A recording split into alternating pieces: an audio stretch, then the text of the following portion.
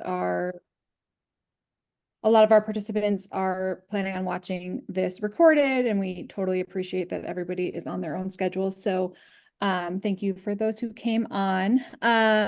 The purpose of this call is really just to kind of introduce you to the 4UMe team. You know, there's a lot of pros to this being a remote study, but one of the cons is that you don't really get to see us, and so this is an opportunity for you to see us.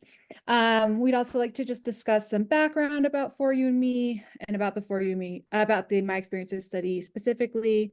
We'll provide some information on study progress and updates, and give you guys, our participants, a chance to give us, the study team, direct feedback and ask questions. Our hope is that this call will allow you to gain some awareness of the 4UMe team and the My Experiences study, and that you'll learn more about how your voices shape and reshape our study throughout the study period.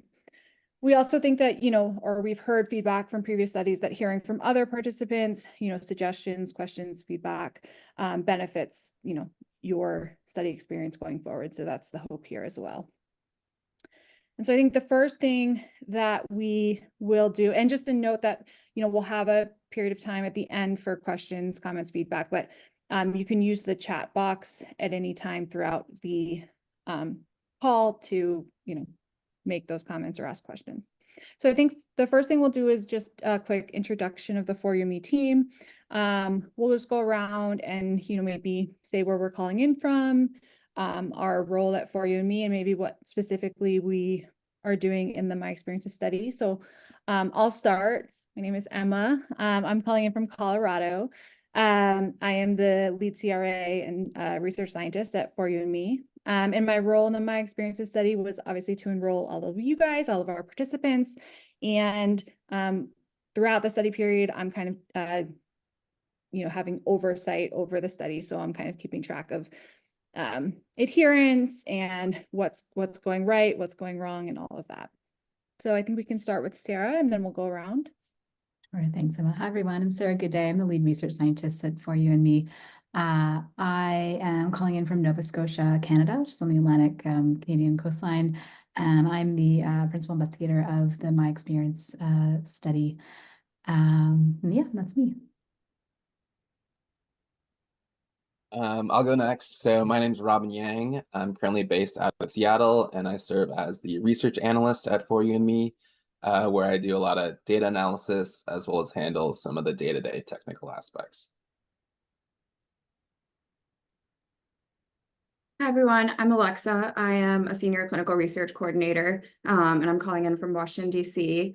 And some of you may be familiar with me because my role in the My Experiences study is speaking with participants for our biweekly check-ins. And I know I've more recently come on to working on this study, but I've been with 4UMe since we were doing the stress and recovery study, working with frontline healthcare workers during the beginning of the pandemic, so since 2020. But it's been wonderful speaking with you all, and it's truly my favorite part of the job.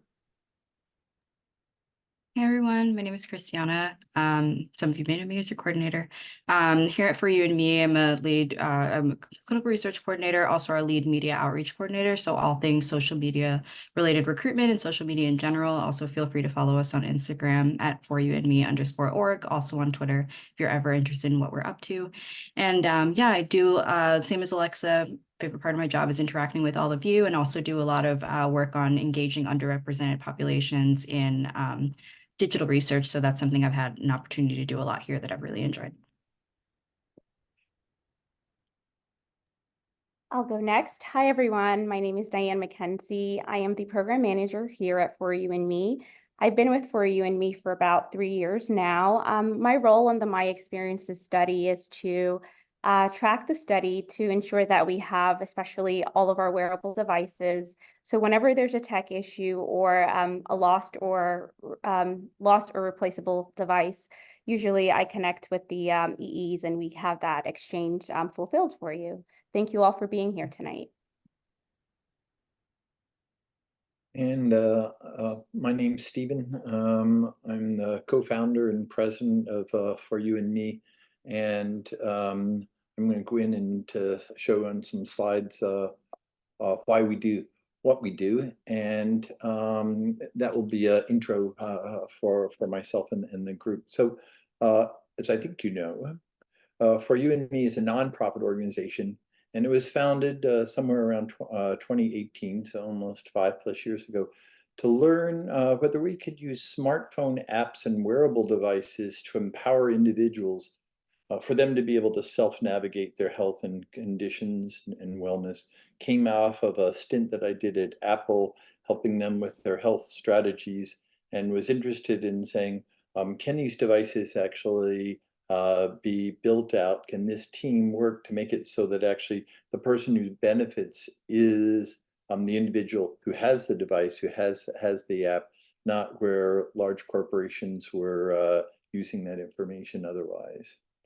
If you want to know what it is that sort of drives what we do in a general way, um, uh, it's hard not to notice that most medical treatments that are given, whether it's in mental health or other areas, are often selected based on information that comes out of randomized clinical trials that may or may not be relevant for any one individual. We feel as if it should be possible over time to get to where individuals, much more than today, are able to co-navigate what's happening to themselves, see what it is that is happening, the patterns that are in front of them, instead of following sort of prescribed diagnostic categories laid down for people that may not be like yourself. And then finally, we've been conducting cohort studies, a fair number of them, to learn whether we can build portraits of individual symptoms and using this as the tool by which people co-navigate. So can we take things that are happening, physiologic signals, surveys, and braid them, weave them into a way where you can go, oh, that's me and what's happening to me. The ability to do this rests on a sort of some principles. One of the core ones is that for the most part, studies, almost in a medieval way, generally have the high and mighty study organizers, and then somewhere down there, the subjects are actually called, like medieval, are called subjects in studies. And we were interested in what would happen if you twisted this and said, those that were study participants and researchers were on equal footing, that what the individuals had to say was as important as what was being told to them. And was there a way to have these feedback loops built out in a way where you could get these anecdotes that people have and turn them into signals? And when Alexa was on, she mentioned the stress and recovery study. It was the first example of a study where we did this, and you may notice that on some of these, the people who were in the study were actually co-authors. This concept of learning by doing approaches while we do this. So this participant-centric approach, I mentioned, has sort of partners, participants as partners. It also assumes that as we're doing these studies, that we want to listen what's happening, but also how is it going, and try to take those insights that come in from individuals, whether it's on the Zoom calls, whether it's talking to coordinators, whether it's writing into us, and get it better, make it so that actually during the study, we're picking up things that could help us later, and assume that this will help us shape the tools, will make it so that it's better to be used by others. The main arm has check-ins with coordinators. This time we also have another arm which doesn't have the check-in with coordinators. And then we also have events such as this Zoom call, which allows the participants to have a better way of dialoguing directly with us. The other thing to quickly say is that this is a small step. You're seeing virtually all the people who are a part of For You and Me, and we get our many studies and large things that get done by having lots of partners. In this instance, there were two main partners. One, MindMed, we want to call them out for many reasons, but in particular, they're the ones who helped build out the app, take the concepts that we had in terms of how would the study be able to roll out and make that real when things come up in terms of some of the surveys or the tasks working, helping us during the study. And then Cambridge Cognition, a group in the UK, is one that has helped us with some of the tools for following symptoms that people have. So I want to make sure we thank them. This is a list of the current completed studies. Also, there are a couple where, like this one, all the study participants have enrolled. It's still active, but it's ended enrolling. You can see that we've been busy since that stress and recovery study. And the star down there on the next to the last one, of course, you can see is my experiences about revamping the psychiatric symptoms of classification. The other thing is that you can go online and look at many of these studies. This is a list of some of the papers that have come out on approaches, all the way from post-Roe political landscape comments through to scientific information, and then some of the articles that are in the works to getting made. So before I hand it over to Sarah, I just want to reiterate one thing that Emma brought up. These Zoom calls are really for transmitting, receiving, figuring out where you are. And to the extent that as you're listening to those who are giving their descriptions, you can jot things down to either mention to coordinators later or give us questions. Please feel free to pull out a piece of paper and jot some things down, and also to use the chat, and also the section we'll have at the end, which is a time for answering as many questions as we can get to. So with that, handing it over to you, Sarah. Thanks, Stephen. Great. So the motivation behind the My Experiences study is an attempt to address current challenges in how we identify, diagnose, and eventually treat mental health conditions. So we know that mental health experiences are highly complex. So an individual experiences a mental health excursion or a worsening of mental health symptoms. This arises from this complex interaction between personal characteristics, your genetics, your underlying biology, your personality, your coping mechanisms, and stressors that are coming at you, your social situations, so many factors. So in turn, this becomes a very difficult scenario to measure. Also, current approaches to understanding mental health take a one-size-fits-all approach. So we tend to estimate averages in populations, and then we translate that average experience or that average symptom to the way that everyone should feel. And we know that that just is not a reality. We know that individuals experience things in unique ways that don't often fit that average experience or that average symptom. And what's problematic is often treatments are derived from that average experience and symptom, which is why a lot of treatments in the mental health space don't work for many individuals. And lastly, diagnosis is based on subjective recall of symptoms that are captured during these snapshot assessments with clinicians. And we know that it's really difficult to subjectively recall how you felt over long periods of time. We know it's difficult also for a clinician to interpret those subjective recall of symptoms during a quick snapshot in time of how you're feeling. And also this approach doesn't allow us to understand your day-to-day fluctuations and symptoms and what's going on with you, which undoubtedly are really important understanding when you go in and out of different mental health states. Next slide, Stephen. Thanks. So the goal of the My Experiences study is to see if the information, and in particular the passive objective information that we can capture from wearable devices like smart rings and smartwatches and smartphones, and see if this information is useful in discovering new information about mental health experiences, and importantly at the individual level, not in the aggregate. And a longer-term goal of this study is in using these digital tools, can we transform how we currently understand, diagnose, and eventually treat mental health conditions? Next slide, Stephen.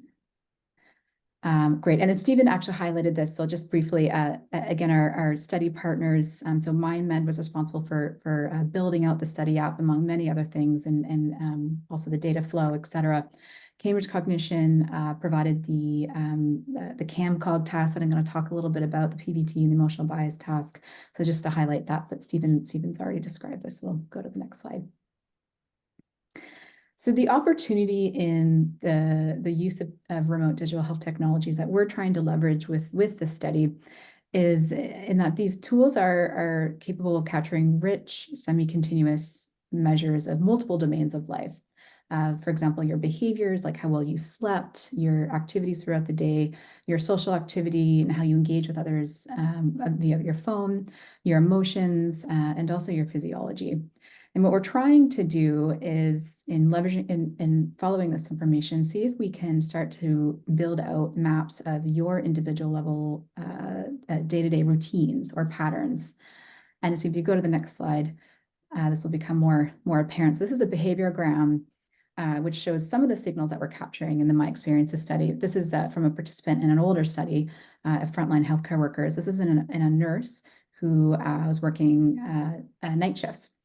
And what this nicely shows is it gives you a snapshot of this individual's a daytime routine and nighttime routine. So you can see when this individual was sleeping, this participant was wearing the Oura smart ring. So we can get a sense of their nighttime physiology, how well they slept. We can see how many times they woke up. We can see when they have some activity in the morning. Presumably this is commuting to work. We can see when they engage with their phone, when they're completing daily surveys, and when they're at work. And so what we're trying to do is build maps not dissimilar to this of your unique day-to-day routines and patterns from the passive information that we're collecting from the Oura Ring and from your smartphone.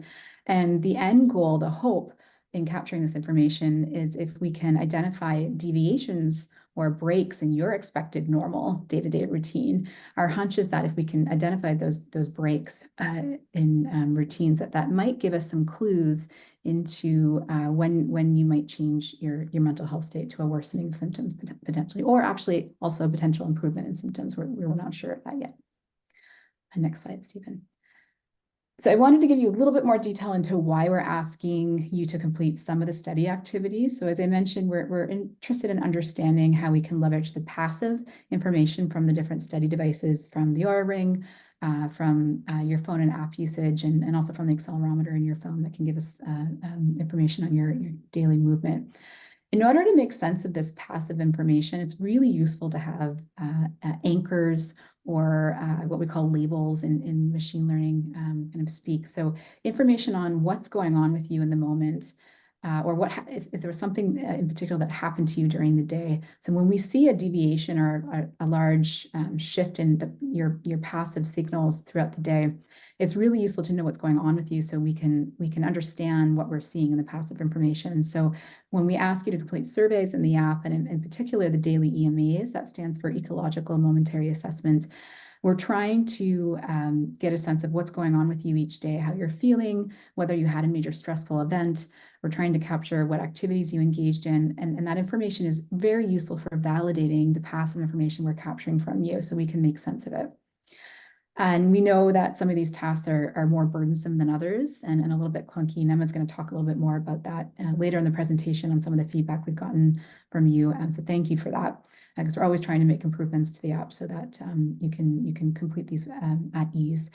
But the EMAs in particular are the information from the EMAs that give us a snapshot into how you're feeling in the moment each day. Is very useful for understanding that passive information. And there is a question on what activities have you done today up until now. So when we're trying to build out those maps of your daily routines, this information becomes quite useful for building out those maps and understanding what's going on with you. There's the CAMCOG tasks, which again, we know that are a little bit longer, so they're a little bit more burdensome to do, but I just wanted to explain why we're asking you to complete those. So there's the PVT, that I understand might be having some issues right now. So Emma will talk about that later also. This is psychomotor vigilance task. This is our way of tracking your cognitive function over time, which is one of the key symptoms we're interested in tracking. And the emotional bias task is our way of measuring your mood in an objective way over time. So there's some research that suggests that when folks have fluctuations in their mood, and in particular when they become depressed, they perceive sad versus happy faces differently. And so this is a very important way of measuring mood in an objective way, where you don't have to subjectively respond to a survey about any fluctuations. And so, while again, we appreciate that some of these tasks are a little bit more burdensome, they are capturing some of the key symptoms that we'd like to follow. And finally, there's a feature called I've Noticed in the app. Some of you may have noticed this, some of you may have not, because this is triggered by symptom changes from your weekly symptom survey. So based on your own responses to the weekly symptom survey. So if we do see a change in symptoms, there's this little prompt that comes up and says, I've noticed a change in symptoms. Would you like to tell us a little bit more about that in terms of what you think was driving that symptom change? And then you are offered to give some information, if you'd like, on what you think was driving that change from a drop-down menu. And then also you have the option of giving some free-form text information. This information becomes quite useful for understanding personalized triggers of different symptom changes, and also potential drivers of when we're trying to build out those maps of routines in each of you. It also gives us some information on when we see differences in those routines or periodicities. So understanding those triggers is really, again, it's another class of information that's really useful for making sense of the information that we're capturing from you. And this also fuels information for future studies that might be targeted at personalized interventions. So I just wanted to give you some context behind why we're asking you about that information. And that's it from me. So I'm going to hand it over to Emma, who's going to give you some updates on enrollment and adherence. Great. Thanks, Sarah. Just a quick note before I get into this. So we were alerted that the chat function isn't working for some of you guys, but I do see some questions starting to come in from participants via the Q&A section. So at the bottom of your Zoom screen, you should see a little Q&A with a couple chat boxes, which should allow you to send in, you can ask questions there. You can also just put in comments and feedback. It doesn't have to be questions. If you're having any issues, you can also email us as we go through. Okay, great. So I just want to give a quick update on enrollment first. So obviously enrollment is done. I think most of you know this, but we do have 2 arms in the study, as Stephen mentioned, with pretty distinct enrollment, recruitment, time periods. So we have our arm 1, which probably 75% of you are in, which is a arm that includes both the Aura ring and a bi-weekly check-in with an assigned coordinator throughout your 9-month study period. And that arm enrolled from the beginning of June through November. We enrolled 151 participants into that arm. And then we took a little bit of a break, which I know many of you were very patient with us through. And during that pause, we did not enroll. And then we resumed enrollment into a arm 2, which consists of only in terms of like what we're providing, we obviously are providing the Aura ring in that arm, but there is no bi-weekly coordinator check-in support. So for those participants, obviously I'm the point of communication, so feel free to email me if you have any questions throughout this.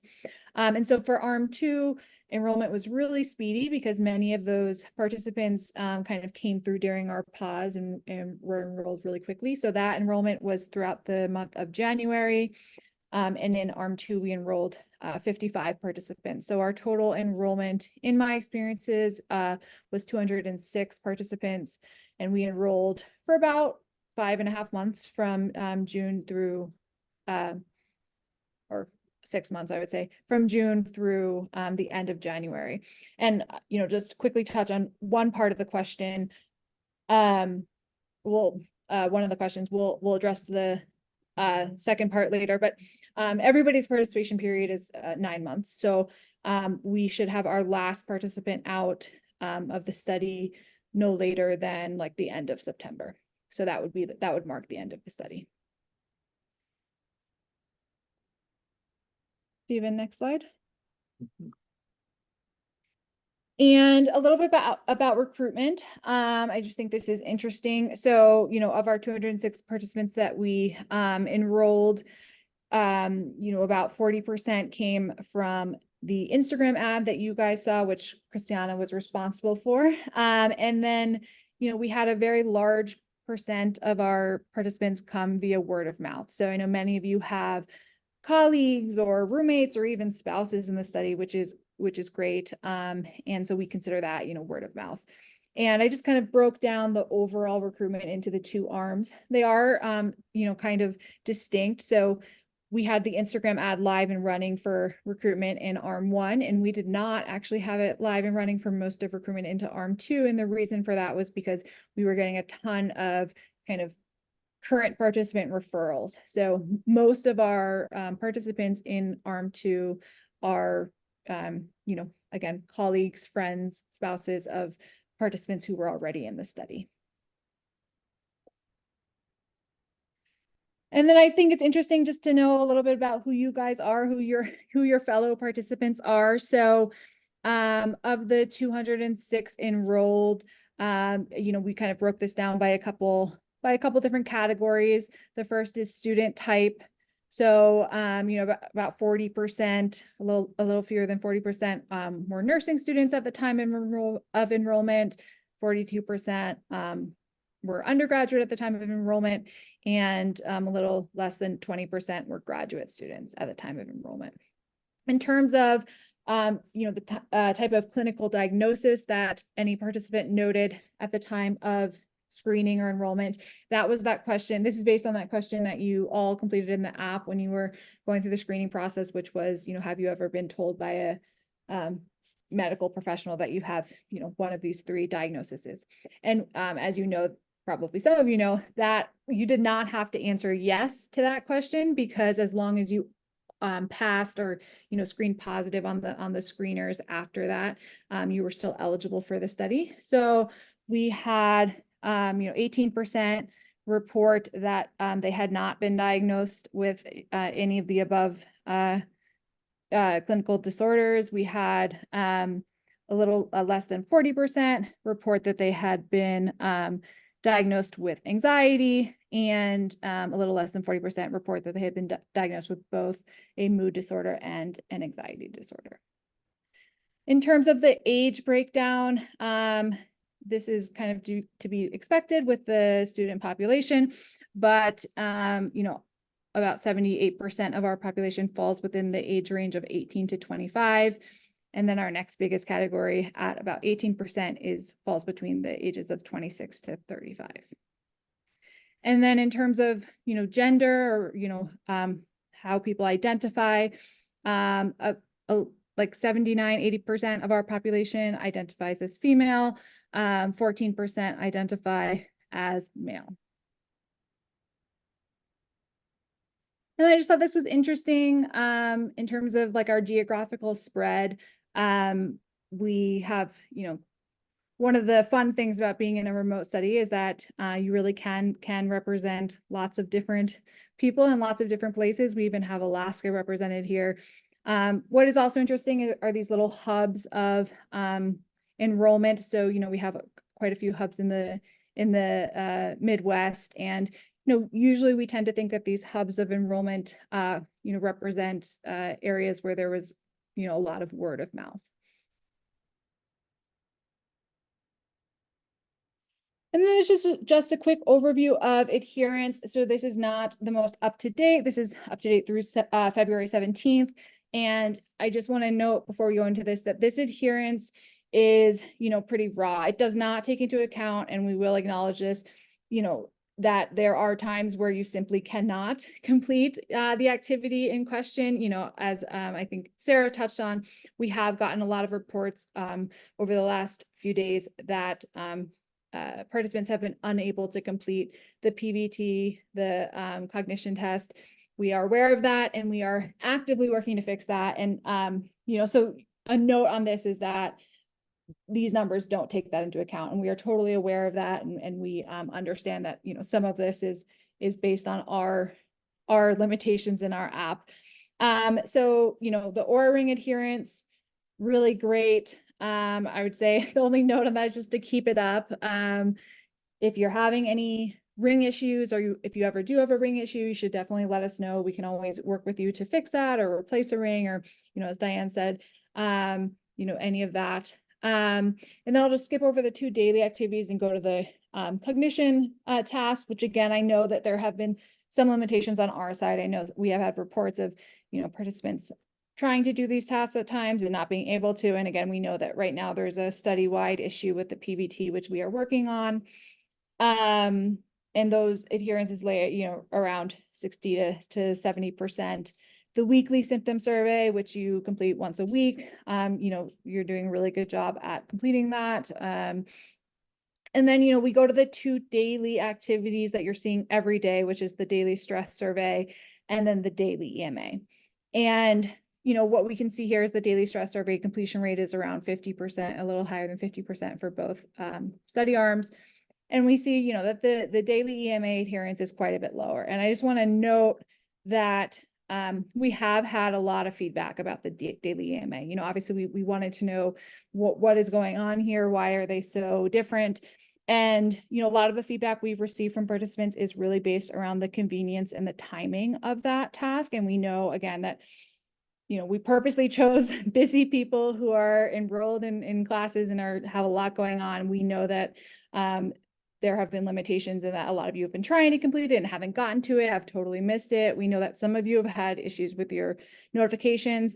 So I will say one of the things that we're actively working on with MindMed, our developers, is changing that, the timing of the EMA so that it is available for a longer period of time to complete. The ideal would be that it's available as long as the daily stress survey, so all day, so you could complete it, essentially whenever you're completing everything else. And we hope that change will help, but we're also open to all other feedback. If there's any particular task or survey here that you're seeing that you're saying, yeah, I'm not getting to that as much. If there's a reason for that, if there's something that we can do on our end to make that easier for you to complete, if there's really an issue, to fix any issues, we love to hear that feedback. You're never being annoying by sending us feedback or letting us know that you're having issues. It's super helpful on our end. And we want to make changes, until study end, we'll be willing to make changes to improve the study experience. So we love hearing from you guys. If you have any comments about any of this, if there's anything here that you're saying, I might be on the lower end of this spectrum and there's a reason for that, we'd love to hear that. And if there's anything we can do, again, to improve that experience, we definitely will.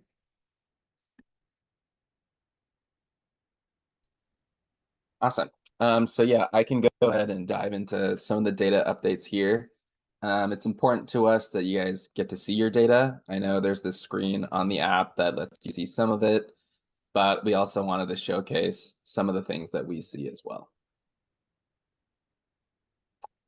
So one of the example data types that we're showing today, we have here is the EMA, or the Ecological Momentary Assessment Survey, that you all have likely seen. It's the one with all of the emojis.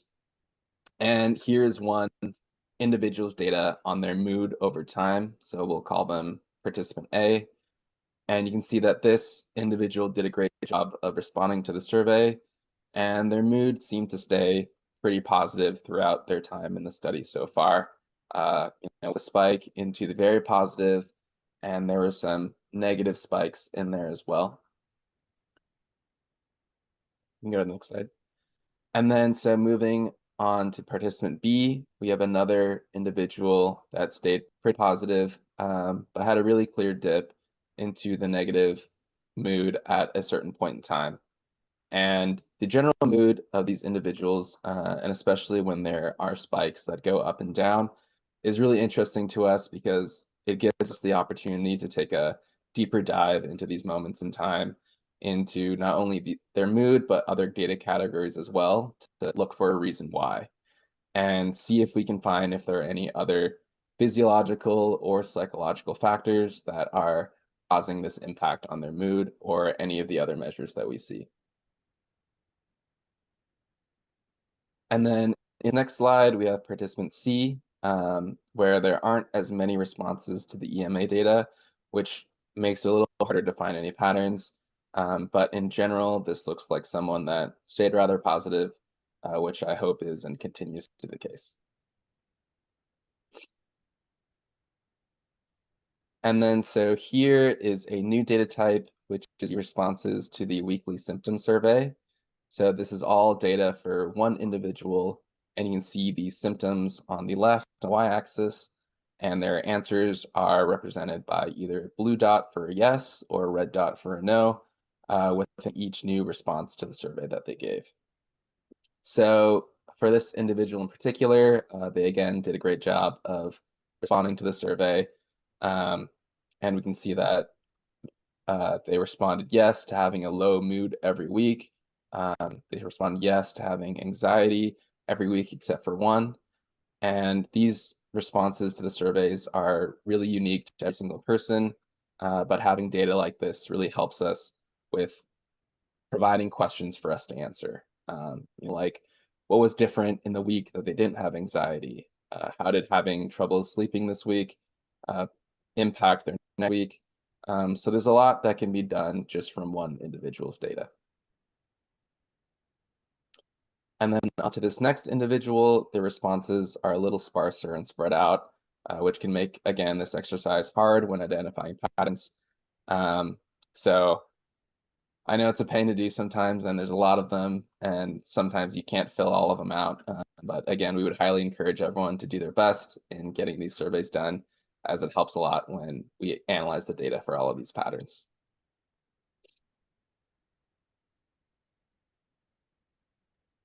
Okay, thanks, Robin. So I mentioned the I've noticed feature a little earlier in the presentation. So we wanted to present a word cloud of the responses so far from those of you from this feature, and we wanted to show this to you, and maybe some of these triggers might resonate for others in the study, just to show you some of these data, and also that in having this information, again, as Robin just mentioned, it gives us really important context information to what's going on when we see a change in pattern in your daily and your weekly symptoms from the various measures that we're capturing. So it is quite useful. If you do see this pop up, please do take a look. It just takes a quick second to respond to. And next slide, Stephen. Thanks.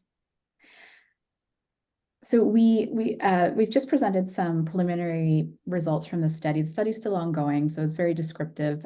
We wanted to just give you a sense of some of the things that we are working on, and we'll continue to work on with the full information that we're capturing from my experiences.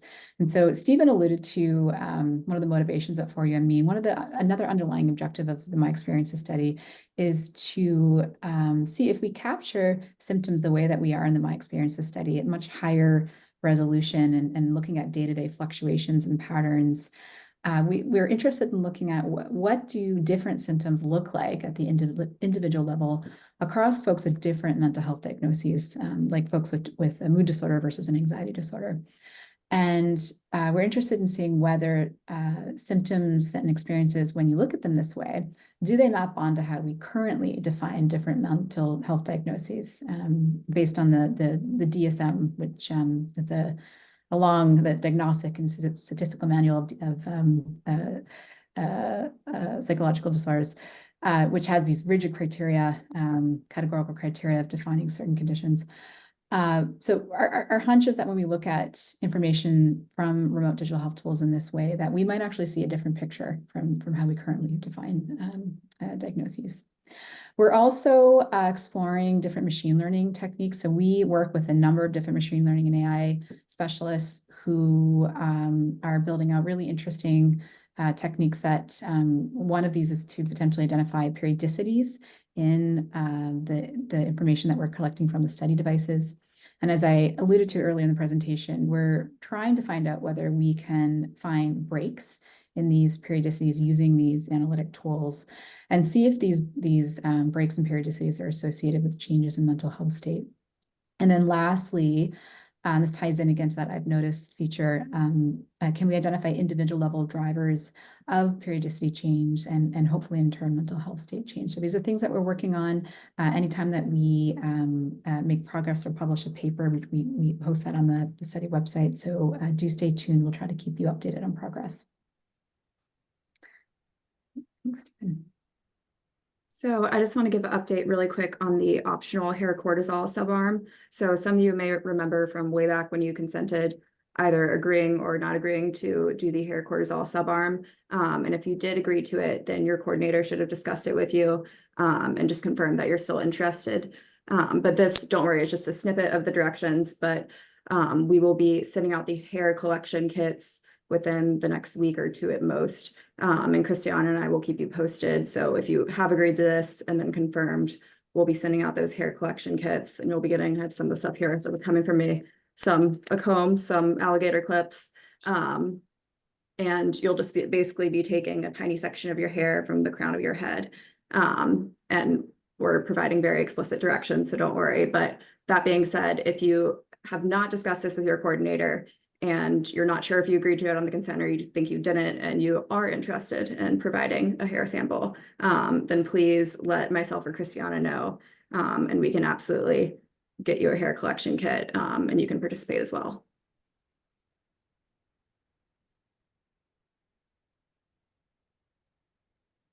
Great, thanks, Alexa. So I guess we'll go into our, kind of discussion period now, where we'll take questions, feedback. I know we've started to get some questions in the Q&A, which I'll go into first. But some examples of things that we're interested in talking about is, is there anything essentially that you feel is not being asked of you that should be being asked of you? So is there anything that you feel like you should be reporting in the study app that you aren't able to, or something that should be asked by your coordinator that we're currently not touching on? That would be super useful for us to know.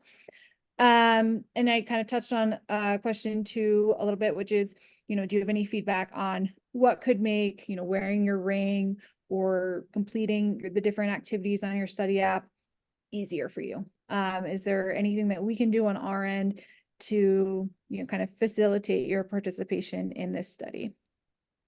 Is there anything that you wish you could change about the study? Is there anything that you're really not enjoying? Any specific activity that, drives you nuts that you hate doing or anything like that?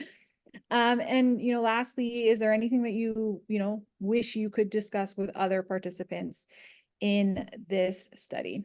So I actually don't know if the recording will capture the Q&As, so I just want to go into them quickly, and then I'll kind of, maybe say who I think could answer it well. So the first question we got is, when will the study conclude, and when will we be able to see the results of the study? So I addressed part 1, which is, essentially we know that the last participant out will be by the end of September. So I would say, let's say October, beginning of October, the study will be ended. And then in terms of seeing the results of the study, I think Stephen touched on this, but the answer is absolutely. We love giving our participants the opportunity to be even authors on some of our papers, but definitely you'll have access to, what we find out, any kind of paper we put together. I don't know, Sarah, if you want to touch on this a little bit. If there's anything I missed. Sorry, I just realized I'm responding to another question that I put into the answered.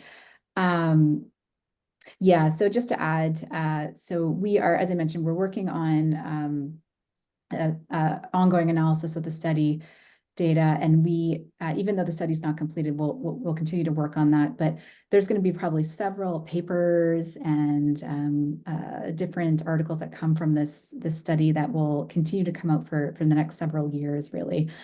So it's hard to put like a specific date on when the results will be ready. But as soon as they are, as I mentioned, we always host on our website any publications that come out. So we will, if you check the site, and we should talk about, Stephen, also about for those who are interested in staying in touch, we could send out email notifications if there's new results available from the study. But it probably will be something that will be happening over the next 2 years. Yeah, the other real quick is that, Emma, I think we were talking earlier about how after the call it'll be recorded, but also that on the website we'll try to put some of the questions and answers. If you want to look at some of the things that came up on the call, let's try to make it on the website where for that, not for the publications, but for some of the things, you'll be able to go back and see those questions and answers.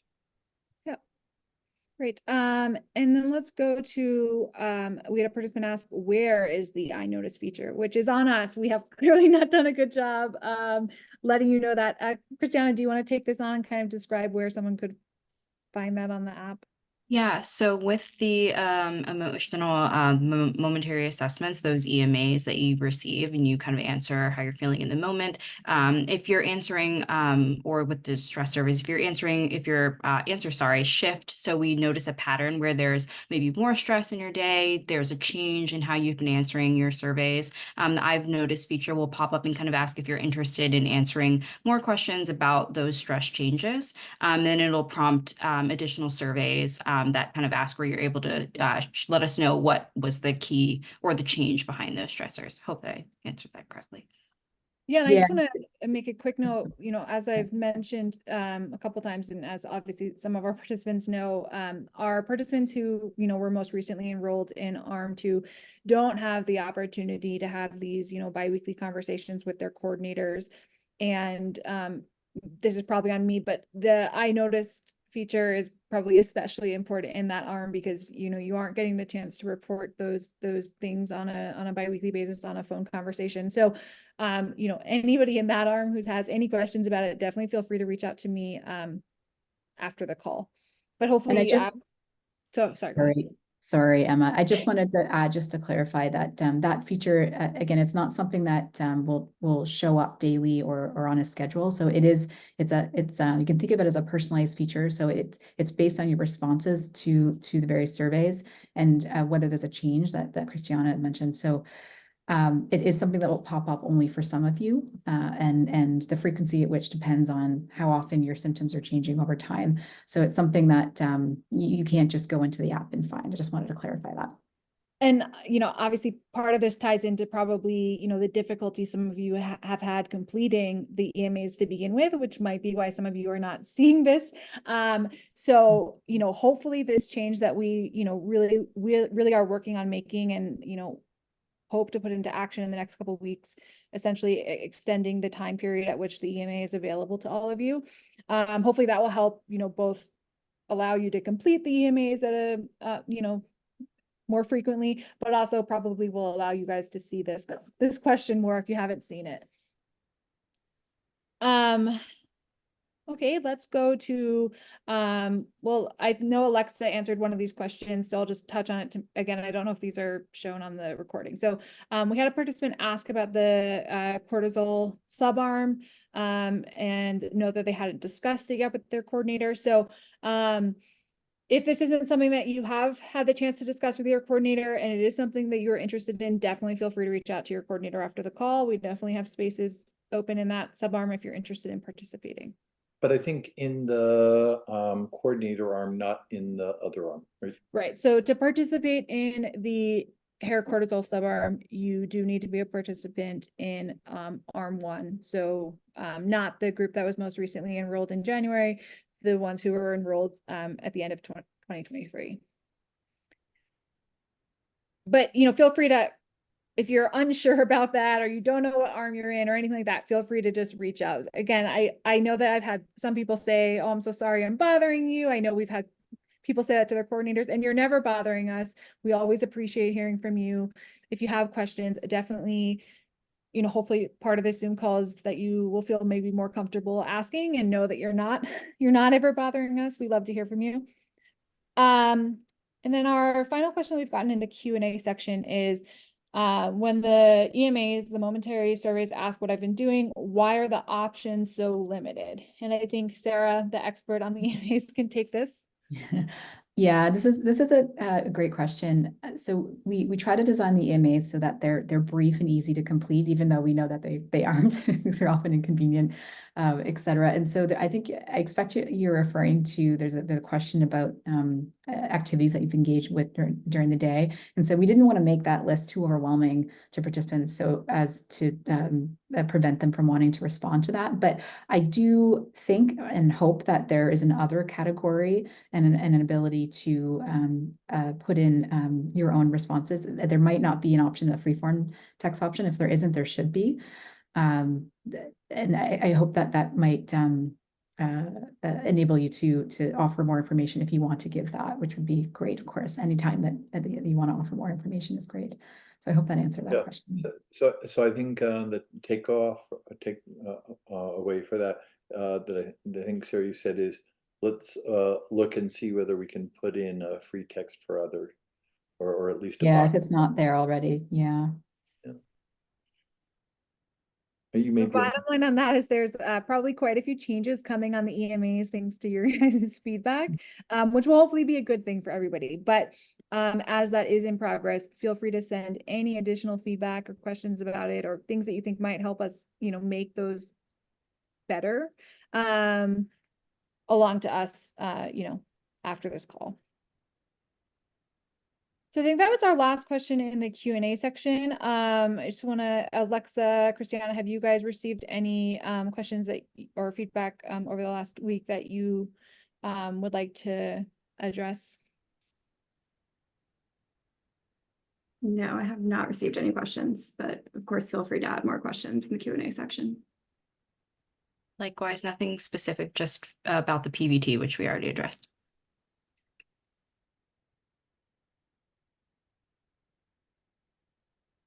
Okay, well, is there anything that anybody on the For You and Me team wants to spontaneously address?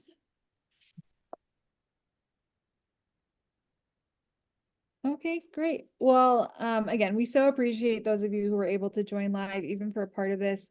We also totally understand, and it is totally okay if you're watching this recorded.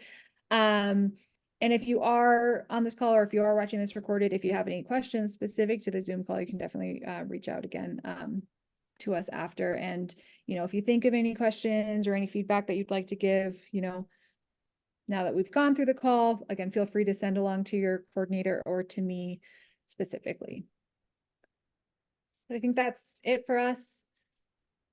Thank Yeah. you so much, everyone, for joining, and all of you. Thank you. Hope everyone has a great night. Thank you.